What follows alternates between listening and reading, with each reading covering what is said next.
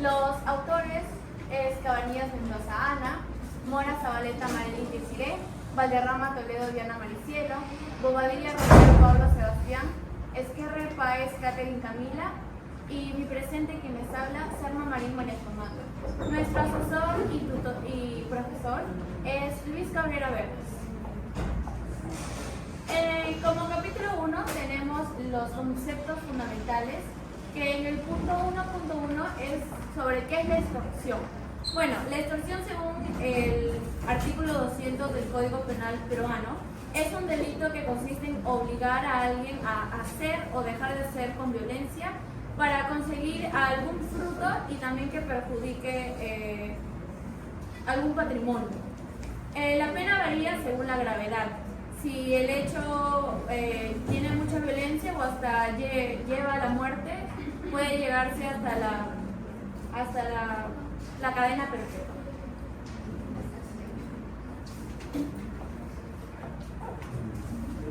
Ok, seguimos con qué es la corrupción. Entendemos por corrupción que es cuando alguien que trabaja para el Estado realiza una actividad mala con beneficio propio. Algunos de estos delitos son el cohecho, la colusión y la confusión, que tienen que ver con su trabajo.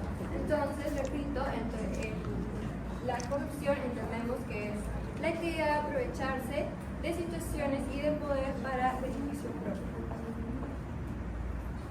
Tenemos la siguiente cita: Miguel Palomino, 2024. Quito y Lima son las ciudades que lideran las estadísticas de extorsiones en el Perú entre el 2017 y el 2022. La frecuencia de las denuncias por extorsión en Lima se multiplicó por 8, pero Libertad seguía liderando el índice de extorsiones al haberse multiplicado por 5. Igualmente, Libertad de Lima lidera el número de personas detenidas por extorsión. Lo que tenemos con esta cita es que Lima y la Libertad son las regiones con más extorsiones en el Perú, sino la Libertad, que es nuestra región, siendo la que encabeza hasta el día de hoy con más casos de corrupción. Como mis compañeros anteriormente habían hablado sobre la extorsión y la corrupción, básicamente la extorsión es un delito que lo puede cometer cualquier persona. En cambio, la corrupción mayormente se da en el Estado. Y como anteriormente también mencioné, por otro lado, la corrupción abarca delitos cometidos principalmente por funcionarios públicos, por el Estado, que abusan de su cargo para obtener ventajas personales. Y la extorsión sería básicamente cualquier persona podría hacer este delito para su beneficio propio. Las diferencias principales sería que en la extorsión la víctima actúa contra su voluntad bajo coacción. En la corrupción hay un acuerdo voluntario y ilícito entre las partes. Y como dije también anteriormente, la extorsión puede ser cometida por cualquier persona y la corrupción por funcionarios públicos. Y también la extorsión afecta directamente a particulares o empresas y la corrupción perjudica principalmente al Estado y a la administración pública. Bueno, vamos a hablar sobre lo que vendría a ser el marco legal en el Perú, sobre los delitos que son la corrupción y la extorsión. En el artículo 200 del Código Penal está establecido que este delito de la extorsión se produce cuando se obliga a alguien mediante la violencia o amenaza a hacer entrega de bienes patrimoniales o dinero en contra de su voluntad. La pena privativa de la libertad podría establecerse entre 5 a 15 años aproximadamente, dependiendo de qué tan grave sea el caso. Y después también podemos concluir, ¿no?, de esto que afecta pues gravemente a lo que es la libertad y el patrimonio de las personas. Ahora, hablando del delito de corrupción, en nuestro Código Penal, en el título 18, se establece básicamente actos de corrupción en contra de la administración pública. Esto vendría a ser, como decía mi compañero Pablo, va dirigido más que a todos los funcionarios públicos que cometen actos dolosos en perjuicio del Estado. Los principales delitos que tenemos, hablando de corrupción, son el cohecho pasivo establecido en el artículo 393 y 394, y también tenemos lo que sería la colusión establecida en el artículo 384. También tenemos lo que es el peculado en el artículo 387 y la confusión que está en el artículo 382. Ahora, frente a este problema que tenemos en el país, el Estado considera el tema de la corrupción como prioridad nacional. Me pasa mi compañera. En los vacíos legales y desafíos, ¿existen vacíos legales? Sí, aunque el marco legal es sólido en algunos aspectos, tiene vacíos que dificultan algunos aspectos. Sanciona nuevas formas de extorsión, como la digital o telefónica. ¿Hay problemas de coordinación institucional?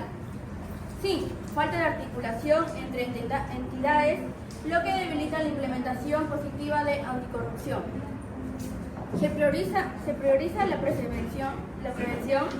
No, predomina la respuesta penal en un lugar de un enfoque preventivo, lo cual limita la efectiva de un largo plazo.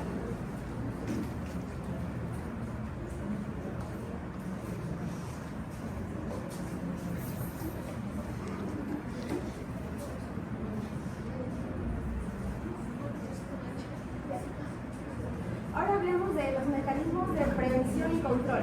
Si bien para poder combatir la extorsión y la corrupción hay mecanismos especializados, como tenemos la Constitución Política del Perú, que nos provee estrategias, leyes, artículos y nos habla de cómo poder combatir la corrupción y extorsión que hoy en día está muy frecuentemente. También tenemos la Política Nacional de Integridad contra la Lucha y Corrupción, que es algo fundamental que se tiene para poder combatir, ¿no? El Plan Nacional, el Sistema Nacional de Anticorrupción y sanciones legales que se aplican al momento de establecer cualquier corrupción que hay en el Estado o sanciones que hay acá en el Perú, ¿verdad?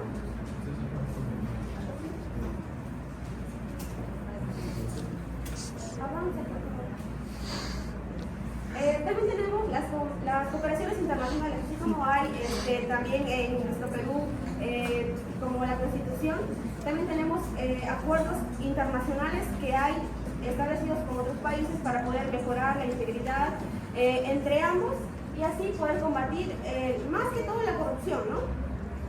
Como tenemos compromisos multilaterales, participaciones en organismos internacionales, asistencia de la ONU, de la APEC, de CELAC y colaboraciones interinstitucionales que son ayuda fundamental para tener acuerdos tanto como en los países y haya una mejor colaboración y una mejor contribución para poder combatir este delito.